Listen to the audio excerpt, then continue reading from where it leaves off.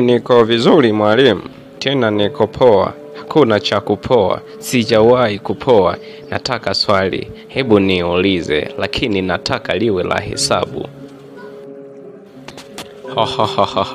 Hapa umefika mwanafunzi wangu, kwa hesabu tu, basi ndo zililala. Sikia, nataka nipe nini maana ya x kwenye hesabu.